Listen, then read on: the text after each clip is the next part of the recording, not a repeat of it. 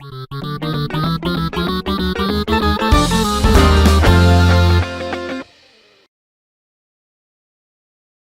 everybody, welcome to Game Mess Mornings with me, Jeff Grubb, your host from giantbomb.com. Thank you for tuning in. In this episode, we're going to be talking about Ubisoft bursting at the seams. And we also have the top 20 best-selling games of last year. It's going to be a good one because we have TurboShawn McDowell on the show. Sean, how are you doing? I'm doing as good as it gets right now, Jeff. As good as it gets. Yeah. Look, we don't have to talk about what it gets means. Like it only gets so good, but as good as it gets is the best we can ask for, Sean. It's at the very least, it's going to demolish all of us, but I think especially you with cold. Although I think it's like Texas is freaking out right now because they are going to get some snow, and I'm always like, look, Texas doesn't have exploding trees, man. That's all I'm saying. It's so insane that that's real. Like, have you ever heard of that before now? So, there was a warning that there's going to be exploding trees in the northern regions where we got a couple folk. I've never heard of that. The TV in the living room was on. I just walked in there to make some lunch the other day. I heard the phrase "exploding tree warning," and I did double take. It's one of those things you hear on the news where you're like, wait, that's what? a ska band. Yeah, that's that's not real. What do you mean? Right. It's that's nutso. Anyways. So looking forward to that. I do like it when it's like really cold, but then it's like when it gets back up to like 30 and it feels like summertime, somehow that's like even better. I'm like, I just went outside and didn't feel anything. That's shorts wearing weather right there. It really does. It feels like kind of balmy almost at 35 now. All right. I'd kill for the 30s right now. I will say I've been taking advantage of things being a little bit slower to catch up on some things, do some cleaning since I'm not outside as much. Yes, and then same. Getting cozy with some retro games and stuff while we wait for more big releases this year.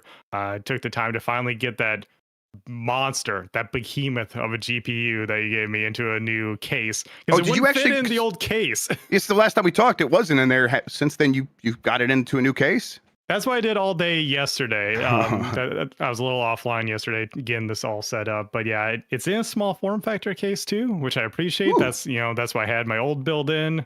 It's a let me see right here on the Amazon order. It's like this Chinese brand that's sort of like up and coming, John's Bow, where they just kind of no name, but the cases are pretty solid. I got one of those. Same size as the old case, but because the weight's laid out, I can get this gigantic ass 4090 you gave me that I had to transport in my backpack from when you gave it to me at Game of the Year. But it's in there now. Got a bunch of fans in there, so like the airflow's good and everything. I'm happy how everything's set up. I think it's stable. I had to install 1,000 watt power supply as well. Yeah, you gotta open. I looked at that thing. I'm like, 1,000 watts. Oh God. Right. Yeah. There was a time when that was absurd, like completely absurd, and now it's like maybe that's what should be the baseline, like for these new higher end GPUs.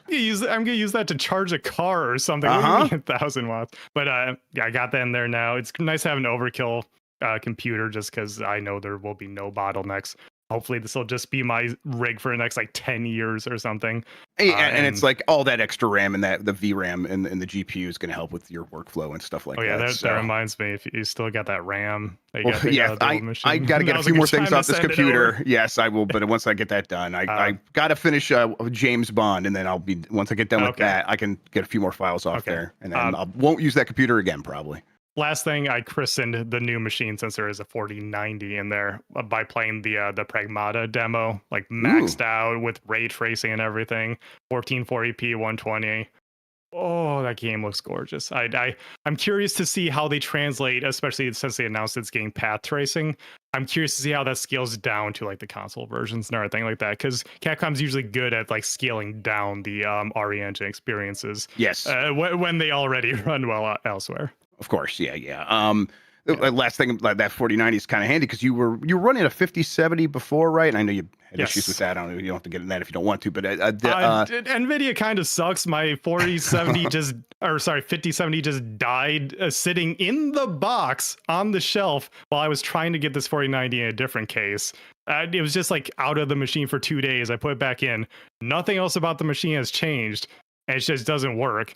I tried with a bunch of other stuff and it just doesn't work. So cool. It's getting RMA'd, so I'm not like super mad in the long run, but like at the very least, this jump back from 50 series to 40 series has like a small benefit. Like 4090 still has PhysX in it, so if you want this to be your system forever, it's Arkham, like okay, I can go back to Arkham, and you don't need a 50-50 or like a 30-50 in there to run physics for you, which is a funny thing I kind of want to do still. I want to put like a tiny little GPU in there just to handle physics, like but 1030 or something. Yeah, exactly.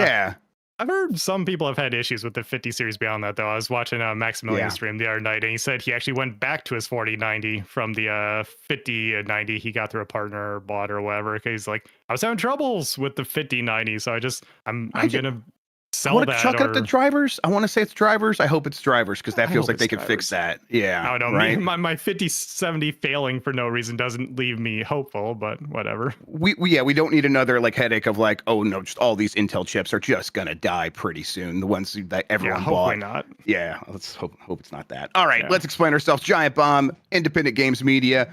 We have you at our backs, though, ensuring that we can continue doing what we're doing over here. That's what it's all about. We want to keep making cool stuff, and you make that possible. Thank you to everybody who has supported us.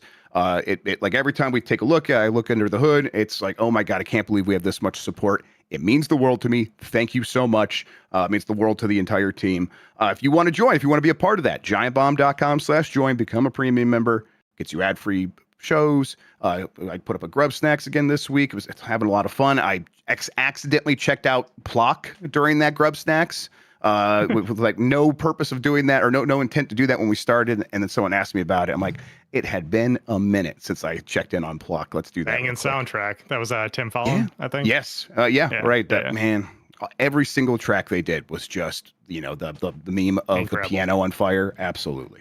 Yeah. As far as this show goes, most weekdays, I, Jeff Grubb, will help piece your gaming life back together. That includes breaking news and maybe even some of our own original reporting. For all these topics, I'll get the input of a bona fide expert who will make me look smart. If you are watching live on Twitch, welcome. You can always listen to the show later on podcast feeds by searching for Game Mess Mornings or find the RSS feed on giantbomb.com. You can also catch the show later with chapters and timestamps on YouTube.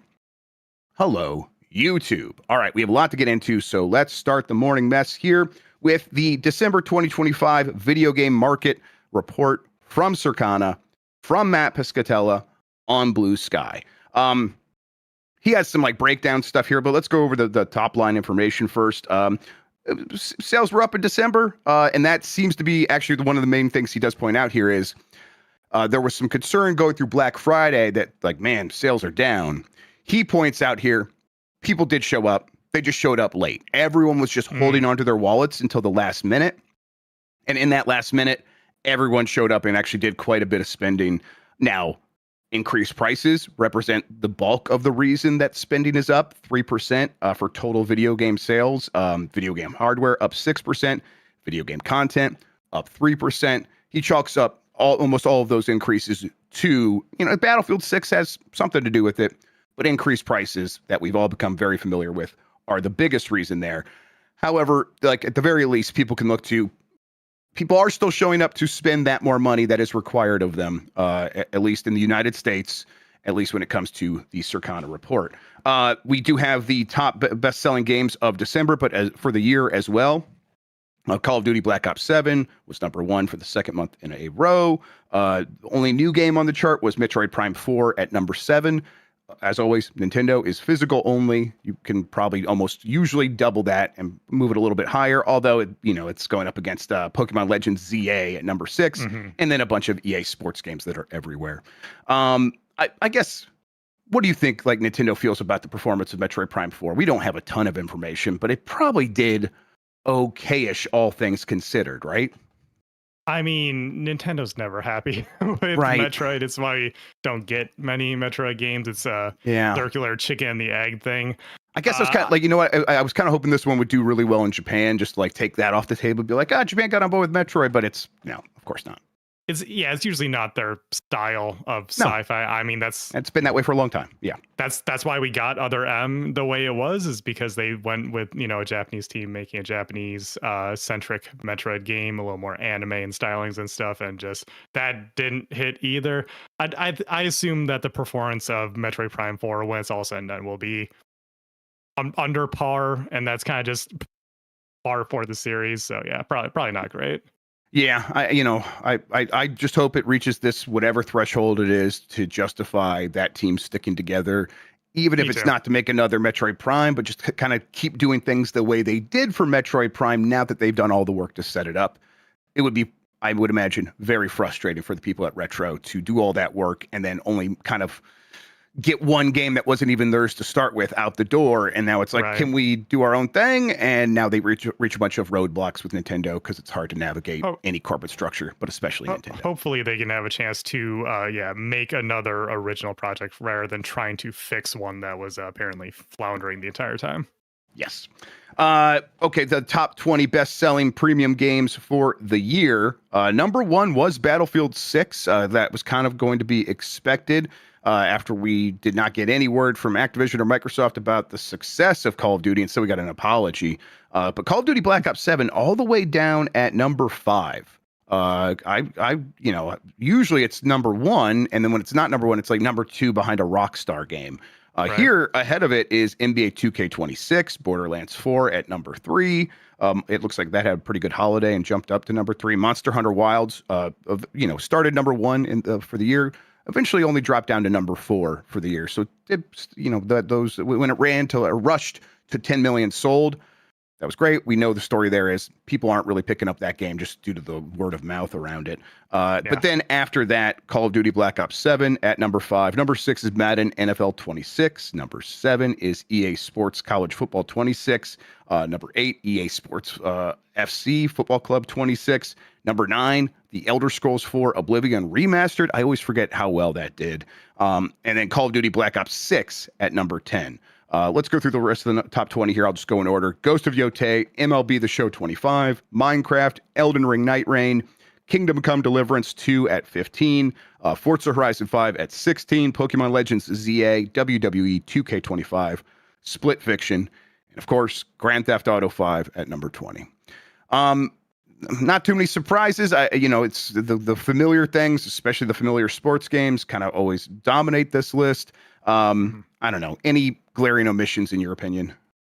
I mean, I think the biggest surprise, if you don't know the situation, would be Call of Duty being only at number 5. But I think if you do know the situation, it's just bad word of mouth with that game because it's kind of a bad video game. At the very least, it's a mess of a video game. It's, status quo multiplayer combined with a bad single player campaign. Consumers are...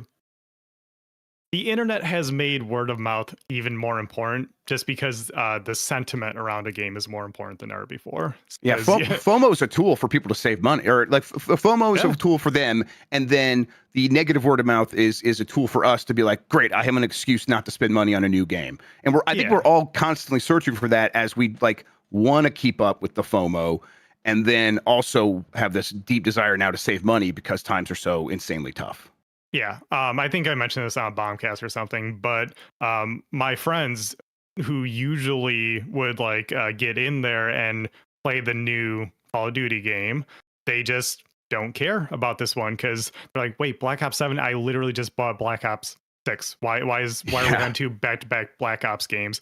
And then they see on TikTok or YouTube Shorts or something like that, just even if they don't look at the video, just in passing, hey, the new Black Ops sucks. Here's why. And they're just like, oh, I guess the new one sucks. Well, now I can save money. So they just pass on that one.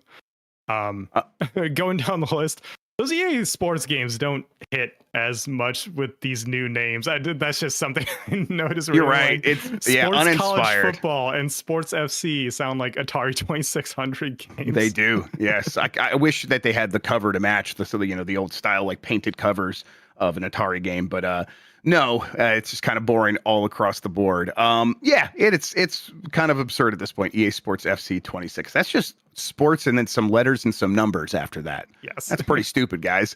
All right, there's a bunch of hardware information here. December hardware spending increased by 6% when compared to a year ago to $1.2 billion. That seems to be like people showed up late for the spending money, especially on hardware. Unit sales in the month fell by 8% versus December 2024, while the average sales price increased by 18%. Annual spending finished 9% ahead of a year ago at $5.4 billion. And again, I think that's for hardware. Real quick, apparently the PlayStation 5 got some pretty effective discounting in December, and that made a huge difference. Like, that really got people moving. I noticed that, yeah. Yes, that's one thing he points out as well. Nintendo Switch 2 led the hardware market in both unit and dollar sales during December and the 2025 year as a whole, helping offset year-on-year declines across other platforms. PlayStation 5 placed second across both measures and time periods. Nintendo Switch 2 finished its 7th month in the market with a life-to-date U.S. installed base of 4.4 million units.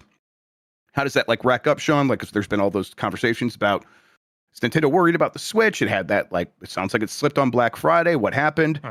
It, based on this, still sounds like it's keeping up with things. 4.4 million units, nearly doubled the installed base of the original Nintendo Switch on a time-aligned basis. That was expected. There's a lot more Switch 2s out there. But Nintendo Switch 2 also remains the fastest-selling video game hardware platform. That's home hardware platform in tracked history. Unit sales of the Switch 2 are 35% of the PlayStation 4's sales pace after 7 months in the market. Obviously, there's launching at different times of the year. But right, that's the one where I'm like, okay. Again, the Switch 2 is far less supply constrained than any of these previous consoles. They just had so many more of them compared to what we can remember with any of these other devices. Right. And yet, still, they had to sell all these things, and they're doing that. It sounds like this thing is still on a pretty decent pace. And it passed the next test that we kept talking about, the launch test. Will the freaks show up? We did. Will people show up during the holiday? They did. Yeah. What do you think? The availability is huge because I literally that's the biggest factor. Whenever I go to Walmart just to pick up, groceries for the week or whatever, I do walk through the video game section to see what's new, what's different. The Xbox section is empty and there's just Goku figures there nowadays. That's right. Wild. But Switch 2s are just always in stock. There was, for the first few months there, the entire section of Switch 2, everything was cleared out except for the Switch 2 edition of Breath of the Wild. But otherwise, it was always cleared out, and now things are constantly in stock. And I think that's really going to help them with keeping this pace. Because, I look at 4.4 million units. I'm like, I would expect it to be more, but okay, it's been 6 months or something like that. So that means first year, approximately you expect 8 to 10 million. Yeah, just to put that into perspective, Matt Piscatella's, when they made their prediction before the launch of the Switch, at this point they were predicting 4.3 million Switch 2s sold at this point. So it's right ahead of that. So yeah, right. Okay. Oh, that's good. I think it's good. Just wondering off the top of my head, does that mean that console sales have a slight bell curve to them then? If it's on pace to be the fastest selling, if it keeps that pace? Yes. That would mean that you mean over its lifetime? Correct. Yeah. So this is a good point. Yes, there's a huge bell curve for console sales first couple years. Now, real quick though, we should point out that might be a supply thing, right? In the early years, it's selling every console they possibly can, and so the bell curve is a little bit lower when they have more supply, and people it's a combination of factors. There's more supply in later years for these other consoles when they have the heftier part of the bell curve. And also there's more games for people to justify making the purchase. So there will still be a bell curve for the Switch 2, I would expect, where in year 2, year 3, it continues to sell more than it did in year 1.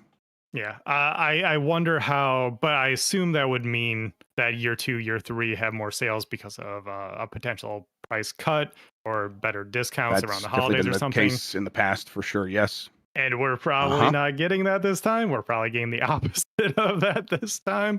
So it'll be interesting to see how that affects it. I think, Nintendo's probably trying to psych themselves up and say, we haven't really dropped the 3D Mario, the new Zelda. We haven't dropped Smash Brothers, the next new Animal Crossing, all these other things. So, there's still the next big Pokemon generation coming. I think they're kind of saying, no, we have plenty of stuff to sort of get over that hump, regardless of what we do with the price. price is still going to be a huge factor. Like it really could be the thing that kind of spoils this for them. And if we reconvene here the next time Matt Piscatella has numbers, or this time next year, we could easily be saying, oh, yep, things slipped, and predictably so, because everyone was screaming this is too expensive. And then finally they reached the point where the only people left were those people who were like, I cannot in any way justify purchasing this console. So yeah. The library is a good thing to bring up, though, because I think regardless of if it was intentional or if it was just happenstance because that's what they had for year one, I do think it was a smart lineup to have, to lead with family-friendly titles with Mario Kart World and then Donkey Kong Bonanza, then have at least a blockbuster brand in Pokemon closer to the holidays, and then you know, having the hardcore game in Metroid. That's a good lineup of titles. It's good.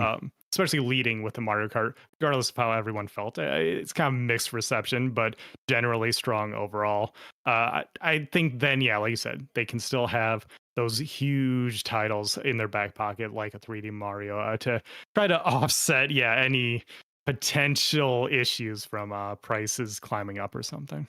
Yeah, it's funny. Like I think we were kind of spoiled by the Switch a little bit. That first year was so good, and it's like the Switch was great, immediately justified itself.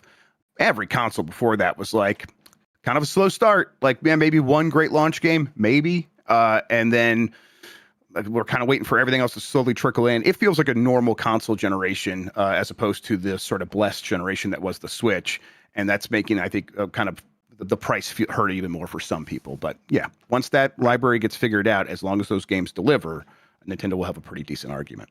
Yeah. All right, let's get to this next story. Oh, real quick, just I did mention that the fastest selling video game console platform was for home consoles. The fastest overall was Game Boy Advance, doing even more than anything else in the first 7 months. Which, that was Pokemon fever. Like everyone was getting very excited for that next game. The Game Boy Advance one was a big leap forward. I think that that didn't come out until the second year of the system. Yeah, what was year one GBA like? Well, wait. Game Boy Advance launched at was it the end of 2001, or when did it launch? It was very quickly after the Game Boy Color, right? So yeah, that sounds right. 2001 has to be I know it's 2001. Pretty sure it's 2001. I'm just trying to think of when exactly it was. So it may have been within the first calendar year we got Ruby and Sapphire. So you may be on something there. I mean, I can't imagine anything else having that effect, especially back then. It has to be Pokemon, but maybe not. I don't know. Right. You have to forgive me, Jeff. I was 6. It's a little hard to keep that straight. Nope, no excuses. I expect that much of my 6-year-old, Sean. Next story. Official. Pokemon is coming to Universal Studios. Speaking of, this is from Jordan Midler at VGC. Of course it is. A permanent Pokemon attraction is officially coming to Universal Studios. In a press release, the Pokemon Company and Universal Studios announced the multi-billion-dollar franchise will join Nintendo, Harry Potter, and other properties at the Japan and U.S. theme parks in the form of an interactive experience, and that's a quote. Based on a hyper-realistic experience that stimulates all 5 senses, it will bring the Pokemon world to life in an unprecedentedly interactive and rich way, an announcement reads. The Pokemon experience will appear first at Osaka, Japan Universal Park before rolling out to the Universal Studios US-based park in Orlando, Florida at a later date. No time frame on exactly when this is all going to happen. Is this what you guys want? You people. Is this what you people want? Explain yourselves. I know there's the life-size Vaporeon. I know what you guys really want. This is the kind of thing that, I'm not necessarily big into theme parks because of accessibility. Living in Wisconsin and then not having a lot of money, it's never been like a big part of my life. I think this is the kind of thing where, like, if you are planning a trip to that area, though, it is like a big attraction, and some people will go out of their way to get over there, But I don't think I just heard you say all 5 senses. I'm like, smell, I guess, is like maybe the one that gets me there. Why you mean smell? I bet Pikachu smells like shit. I bet he's just that broad rat ass. He can't get in there and clean himself. Smells like Brooklyn, yeah. I assume they're talking about, like, there's going to be Pokemon food and everything like that. Me, you, and Mike went to Universal that one time when we were in person, and that was a really fun time hanging out in what do they call it? Super Nintendo World? Yes, Super Nintendo World. That's Okay, right. Yes. yeah. That was a really fun time. And I think if that's the style of them bringing Pokemon to Universal, where it's just, a lot of big, well-made plastic objects and then some interactive things, music from the games they're playing at all times. I think it'll be a fun addition to the park. It's not something that I'm going to go out of my way to visit necessarily, but hey, yeah, next time I'm near one of the parks, I definitely want to check it out because it is cool to be immersed in all this stuff. Right. It's the theming is yeah, exactly. Just being surrounded by people who or objects that were created by people who are like trying to transport you somewhere through theming. That's always fun. I enjoy that. Yeah. And I do wonder. It's like, what do they mean exactly by interactive experience? All five senses stimulated. Are you going to be replicating the act of capturing Pokemon? I saw someone in chat say you're going to throw baseballs at live animals. That's very funny to me. I wouldn't be surprised if they have something akin to like a pitching game. Yes. There. Yeah. So something kitschy. Jordan does mention later in his article though about this being separate from Poke Park Kanto, yes. which is that's something that I'm more interested in, sort of a more immersive experience in the sense of this is what it would be like to be a kid on your Pokemon journey. Yeah, like going through the woods, seeing the Pokemon scurrying around. It's probably gonna be animatronics, and then going to a town and then like interacting with the Pokemon Center and the battles and everything like that. That's a little more up my alley than maybe the more bombastic theme park stuff. Yeah, and then, like, they'll have to make it a little bit more bombastic, I feel like, to justify all the expense they're putting in there. But I do not know what to expect from any sort of ride. They're talking about interactive experiences, which is fine. Again, it could just be a bunch of themed, fun little things. But I guess should I be expecting, those little distractions off to the side in Super Nintendo World where it's like, there's the Mario Kart ride and there's the restaurant. And then you can go to all these little stations, and sometimes they have really long lines. But you go to all these little stations and do a quick thing with like Bowser Jr. or something. Well, so many of the rides we went on were like, and it goes from the older ones to the newer one with Mario Kart in Super Nintendo World. Being like an on rails, you're in a car and maybe the car turns and like goes like over a slight ramp. I wouldn't be surprised if it's like a safari type thing, maybe like a Pokemon Snap style experience. That makes a ton of sense. Yeah, I think if it is literally just Pokemon Snap, that would make all the sense in the world for a ride. Because that's literally what you do in the games. You get in a little cart and you look around and you take pictures of Pokemon. And there you could easily see how they would be able to accomplish the all five senses thing on something like that. You just pump in some artificial smells. You get like one of the flying Pokemon and they flap their wings and they hit you with some breeze and stuff like that. And there's touch. You could see how that would work. Hey, that sounds fantastic. Actually, I would love that. All right, plenty of more headlines to get into, but we are going to take our break. When we get back, we'll get into stuff like what's going on with that Super Mario Wonder update. If you want to skip out on these ads, though, we put out ad-free versions of the audio and video show. You can get those by going to giantbomb.com/join, become a premium member. We will be right back.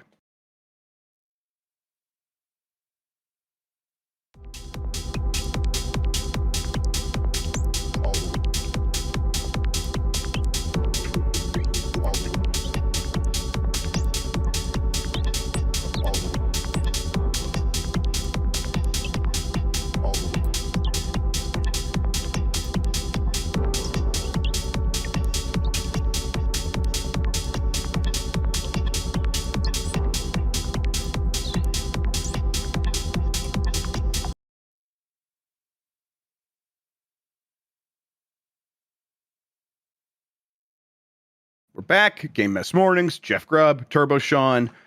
Let's get into the rest of the stories here. We have Super Mario Brothers Wonder Plus Meetup in Bella Bell Park arrives on Switch 2 in March. This is from Jim Norman at Nintendo Life. After its rating earlier this month, Nintendo has today given us another look at Super Mario Brothers Wonder Nintendo Switch 2 Edition plus Meetup in Bella Bell Park. Wow, their names have gotten absurd. Accompanied by a release date of the 26th of March. I think you're probably missing a TM, a registered trademark. Yes, exactly. I'm missing some legalese in there for sure. That my eyes glaze over. They showed some aspects of it. There was still quite a bit of emphasis on those like multiplayer mini games, I want to say. That seems to be the big thrust still here, although there were clearly levels that you are just going to play through. There was a new power-up at the end of the trailer where Mario turns into a flower himself. So yeah, I don't remember that. I guess that maybe that's a Wonder upgrade or something like that, where it's like a one-off. I suppose that's possible. I continue to be excited for this as someone who really likes the feel of this game. It's one of the better feeling 2D platformers I've ever played. I want more of it. What I really want is more challenging levels. I am not expecting that from this in any way. But if it gives us an excuse to go back and do the multiplayer, which I thought was also fantastic, a really good time, I won't be complaining because it's like, oh, I can kind of tell everybody, let's go get back in that game I really like, and I'll use that as an excuse. Any excitement from you for this? Not a ton because, like you're sort of alluding to, I didn't love Super Mario Brothers Wonder, which by the way should just be Super Mario Wonder. I didn't love the game because it was pretty easy overall. Which I know Nintendo, they need to strike a balance there for the families, but it felt like there wasn't even anything towards the end of the game for, players like me and you and everyone else here who have been playing these Mario games for so long, that please give us something in the back half of the game, or like that final world that offers more challenge. And they kind of just had one level, really. I forget if they updated it at all, but at least when I played, it was just that one level. Just honestly still pretty easy. I felt, at least. It was like maybe what the challenge should have been, starting like 2/3 of the way through the game or something. So I'm not super interested in this one. If everyone else plays it and they're like, oh no, this is actually really good, and there are more challenges in like the second half or something like that, then I'll definitely check it out, because the style of Wonder and the feel and everything is fantastic, and I do love the whimsy of it. I thought that sorry, what are they called? The Wonder powers sections? You just they're like Wonder stars. Wonder something or other. But when you hit those areas of the game, they felt a little forced after a certain point. Like, oh, we need one for every level, so we gotta keep awesome stuff out there. At a certain point, it felt like they were maybe putting in ones that wouldn't have made the cut normally because they wanted one every level. The gimmickiness of it was like apparent at a certain point. It's still much preferable to Wonder Seed. That's what it was. Yes. Yeah, it was Wonder Seeds. I'm just trying to think. I thought there was a different name for like this segment or something, but maybe I'm wrong. It's definitely preferable to New Super Mario Bros. Though, so I'm glad they're sticking with it at least. Yeah, I'm with you. I always I want both things, and both things being, I can often find ways to make my own challenge. I'll run through these levels as fast as I can. It's great as the multiplayer. Multiplayer is its own hard mode always, because you can always just play against more difficult human opponents or try to have faster times and stuff like that. I love that sort of thing. But I do want the designed, the masters of making this game have designed some challenges for you. And that goes back, the tradition of that in these Mario games goes back to Super Mario World with, the Star Road and stuff like that. And then going to the special world. And those levels were extremely difficult. And there was, like 8 of them, something like that, maybe 10.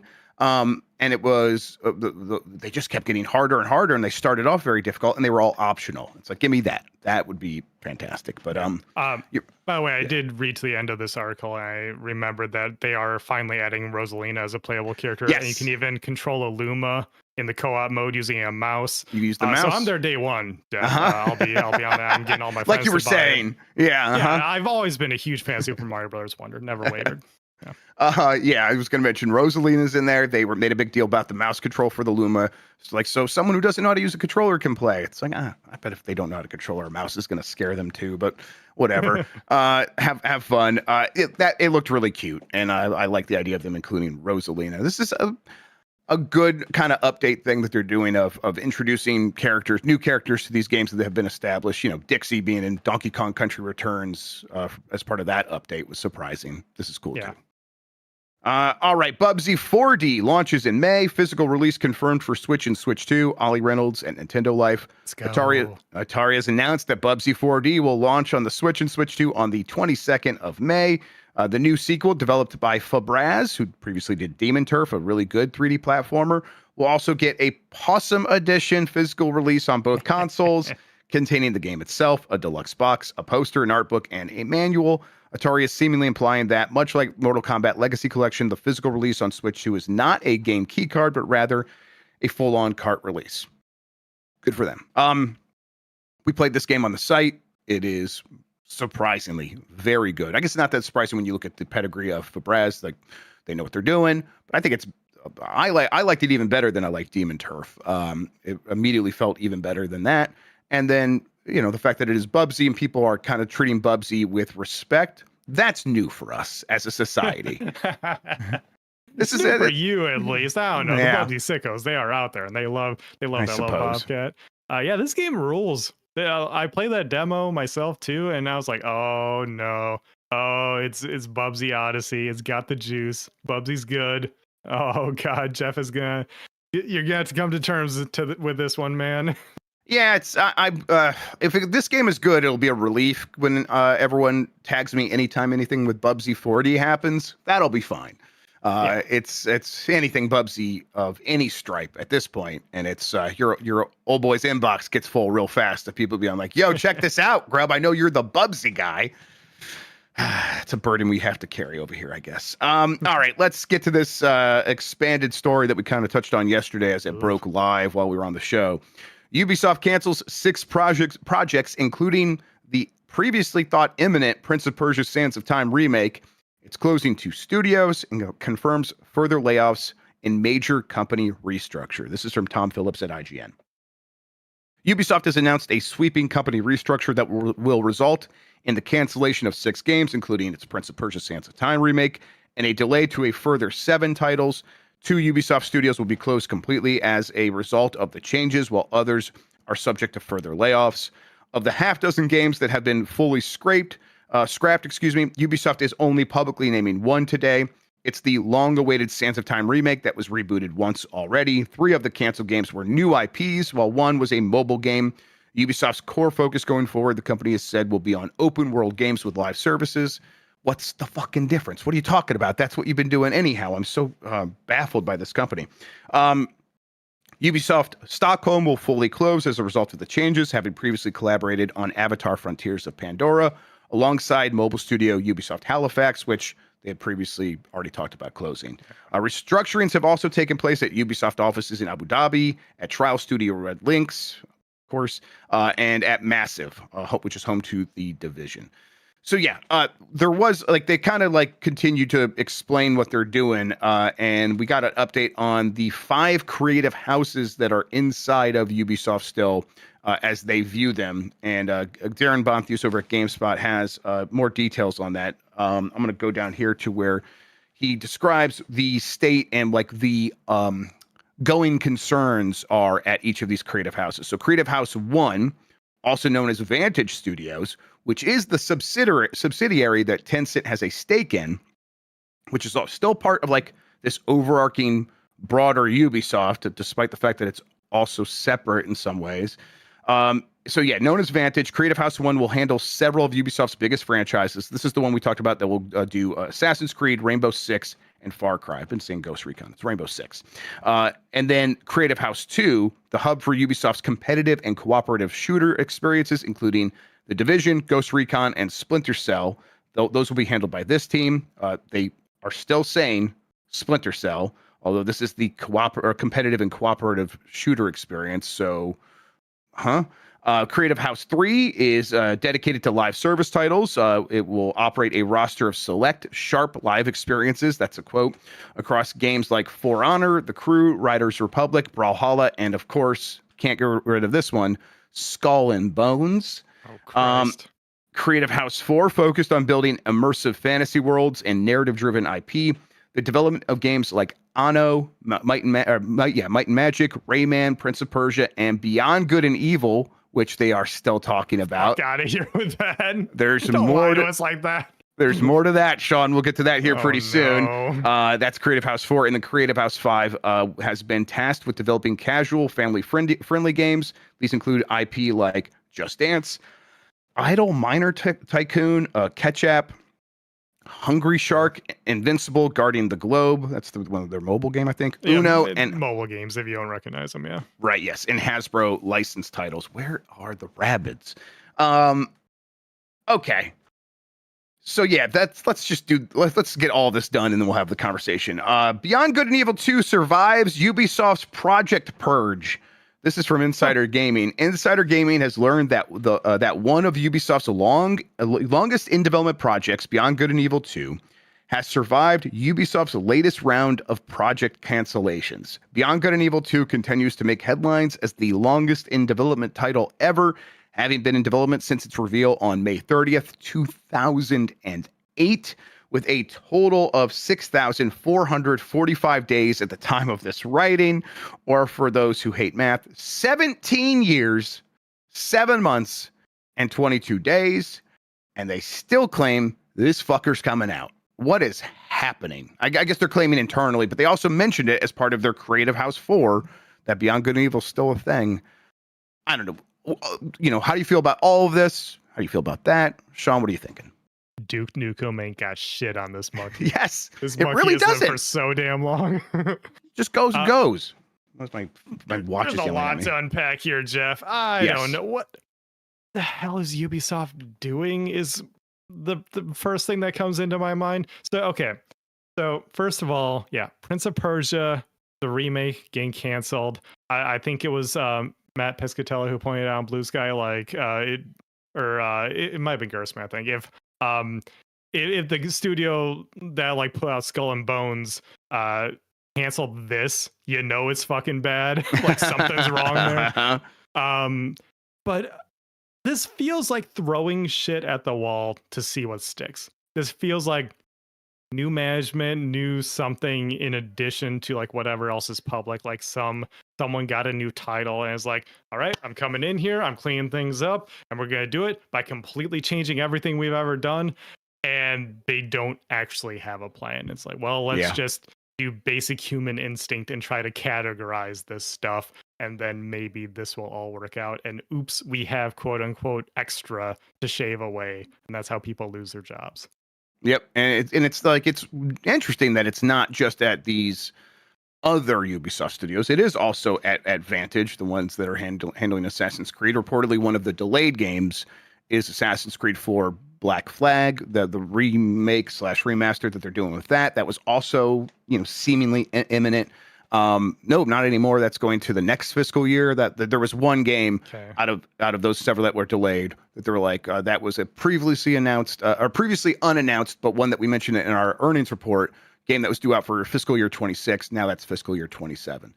So it's just across the board. We're not happy with any of this quality. And you're right. The strategy is what they've done a couple of times before: delay everything, cancel a bunch, cut a bunch of costs by restructuring these studios, which means layoffs.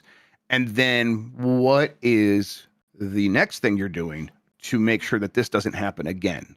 Because you've already done it several times, and it doesn't, nothing you're saying here other than we're going to take more time. What are you going to use that more time to do differently?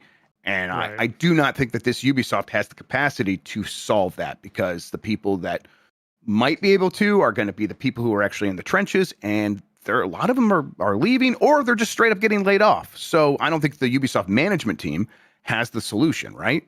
Yeah, it feels like managing a different type of business. It reminds me of I was assistant manager at a grocery store after working there a couple of years, and so I heard some of how the higher ups there talked about the franchising.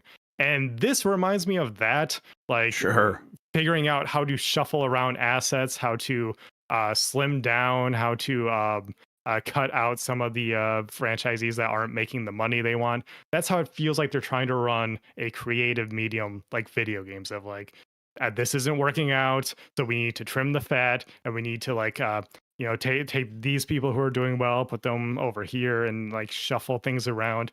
And it doesn't really work when you need to put out a product that is creative, that people are going to want to buy. You can't just upend everything and say, all right, let's kind of start from square one again, and whatever was in development that we do think is salvageable, you keep trucking along, and you got shaken up with the restructuring. Oh well, keep going. It just feels like they don't want to run it like a video game business, and it's baffling to me. Yeah, I think that a lot of that stuff is their problem to figure out, but then our problem is occasionally they'll try to get me to buy one of their video games, And every time I think about it, I'm like, my opinion of Ubisoft overall is pretty low. Unless it's something that sort of gets my goat, like Star Wars Outlaws, I am very likely going to just look the other way and look for entertainment elsewhere, just because I don't believe in Ubisoft. And I think that feeling, that sentiment, is pretty widely held by people who spend money on video games at this point. Ubisoft's reputation is in the gutter with everyone, investors and people who actually play video games. And I mean, they've had a bunch of opportunities to sort of change that. Again, we've talked about they delayed several games multiple times now with this exact problem in mind that they needed to solve. They didn't have a solution. So I think Ubisoft is a little bit spoiled at this point in terms of like, oh, they've gone bad and they're not going to be able to fix that reputation and sort of get back on the good side of being able to convince people to actually spend money on their video games. I don't know. Yeah, it feels like the flip side of something like an Activision, where when you commit to this style of game, things can go horribly, horribly wrong. And Activision has skated by for so long because people love the feel of Call of Duty and the gameplay. And it's a place where they can feel, this is my gaming home. I come home after a long day of work, I sit down with my friends and we play some Call of Duty and we have a good time.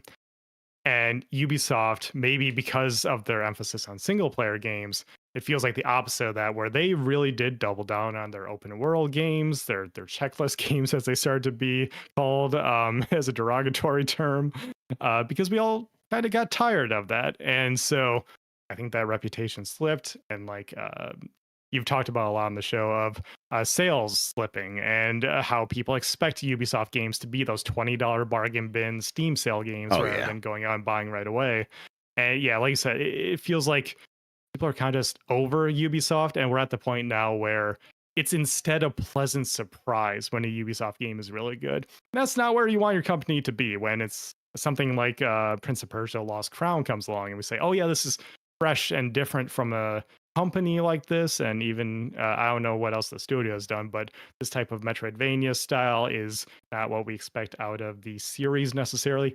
This feels interesting and I want to be there, but I don't necessarily want to be there for Far Cry 7, 8, whatever the hell we're on now. Yeah, 7 I think is next. Yeah. Although like the 50th one because of all the spinoffs and stuff like that. Yeah, for sure. All right, last couple of stories here. Metroid Prime 4 was Kensuke Tanabe's last game at Nintendo, according to him. This is from Instant Gaming News. After joining in 1986, he has now told in an interview with Nintendo Dream Magazine in Japan that Metroid Prime 4 Beyond was his last game at Nintendo. So he's retiring, it sounds like.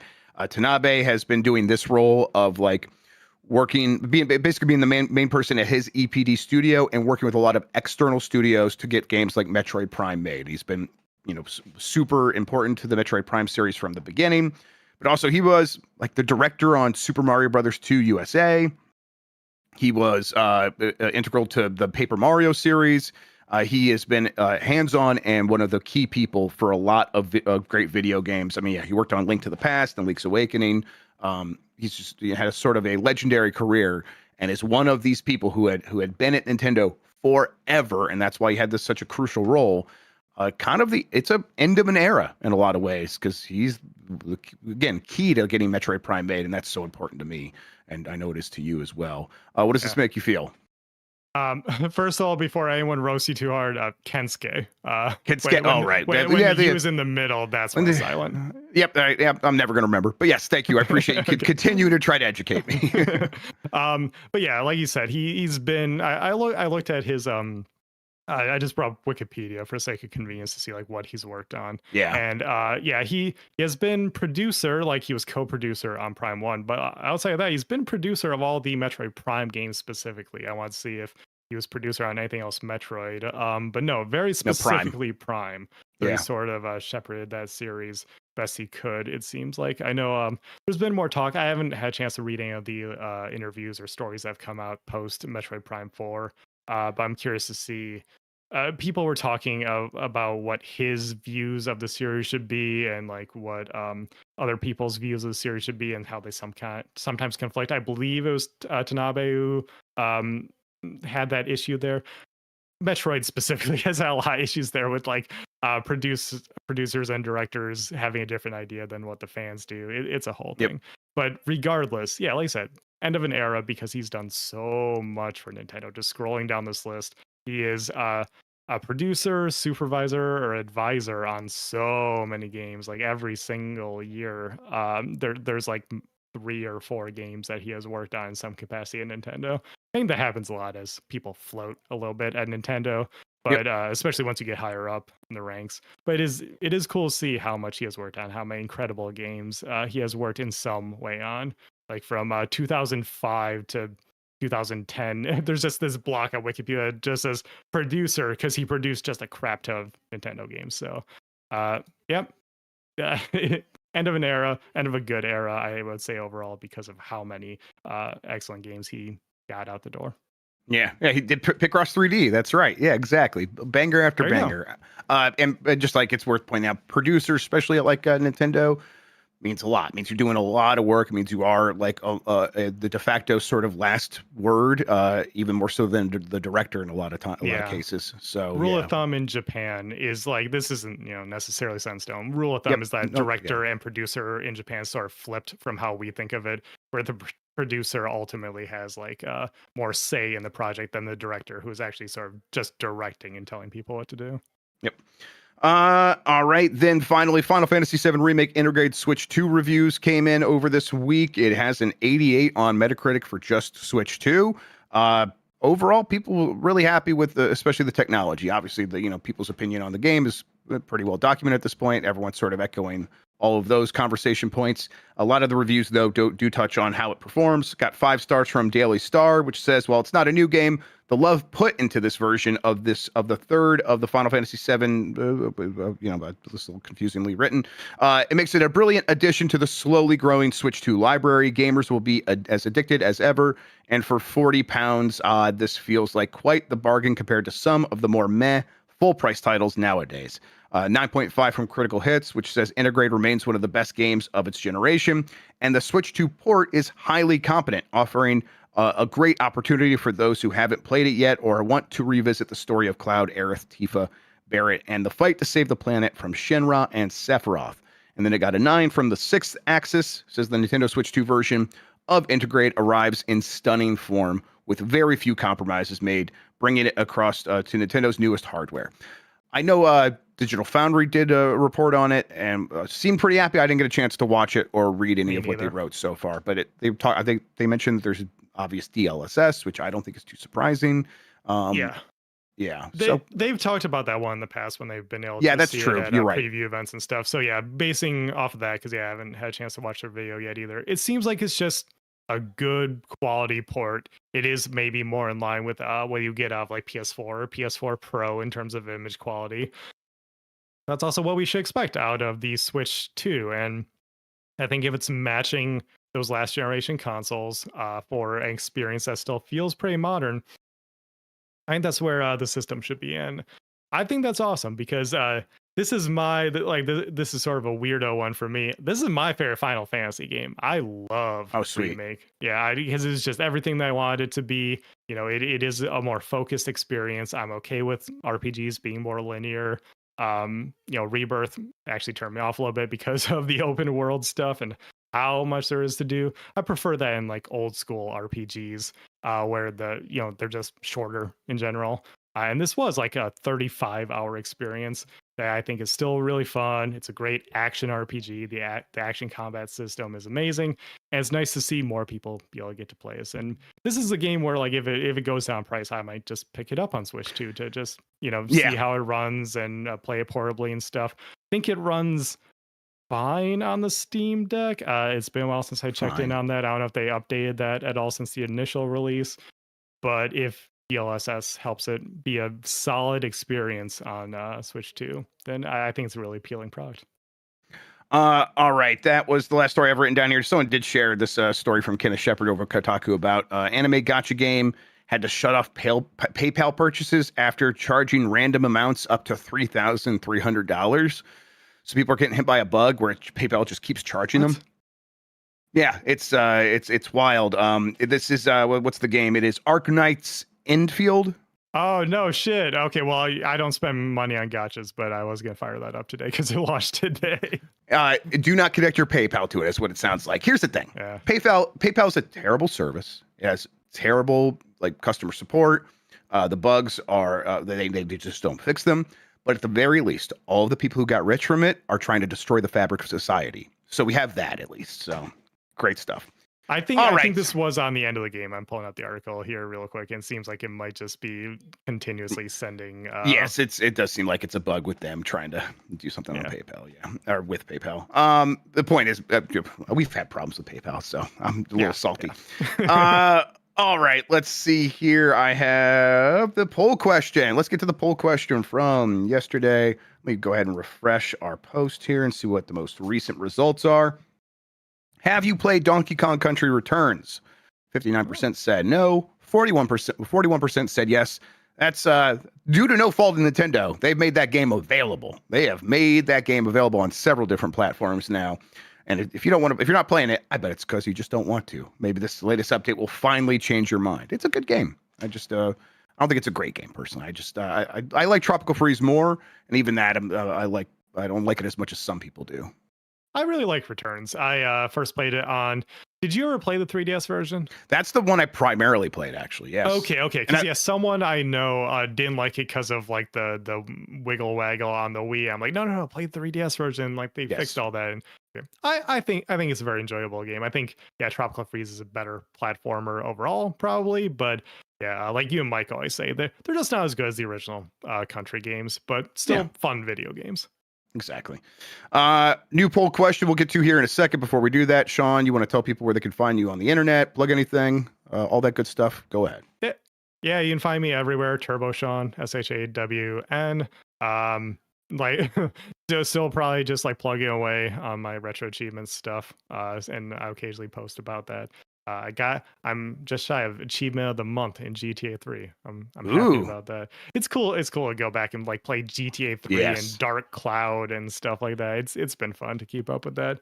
But otherwise, help out around here, editing stuff usually behind the scenes, and Good deal. All right, let's see here. New poll question. Do you still want Beyond Good and Evil 2 from Ubisoft? I got a bunch of options here for you. I do, I don't, I never did, and I don't want anything from Ubisoft. We'll get the results of this poll and talk about it on Game Mess Mornings here on Giant Bomb tomorrow. Speaking of Giant Bomb, there's some stuff's happening today. Let's see here. Make sure I have it all. I don't have a good look at the calendar. There it is. We will be talking over the Xbox Developer Direct here pretty soon. We'll get set up for that. Voicemail dump truck will take place after that. We might need a little bit more of a gap. But generally that should be at 2 p.m. Eastern, but might be a little bit later if we need more time. And then we'll have some more fun stuff popping up tomorrow. We're gonna do Monday mornings Missed with Mitch tomorrow on Friday, everybody, because we missed it on Monday due to the holiday. And then we'll do our UPF, which is Fantasy Critic. Sean, I ask you every time. I need to go in there to set up my team, right? I need to just go in there and set up my team. Yeah, I didn't have a chance to yesterday because I was working on the computer. But today I'll go in there and see exactly what you guys need to do. I think you just need to set up a team for the new year and then set up your watch list if you want to make drafting easier. Okay, sounds good. Well, we'll make that happen tomorrow. I'm getting excited. We did some Fantasy Critic stuff over at Game Mess, and now it's like, I'm gonna go against you guys. It's a good time. All right, let's see here, everybody. I think that's going to do it. Sean, thank you so much for hanging out with me today and talk about video games, man. I always appreciate it. Always a fun time, Jeff. Absolutely. Thank you all for watching and listening. You are the best audience in gaming. Until next time, have a good one. Take care of yourself, and goodbye.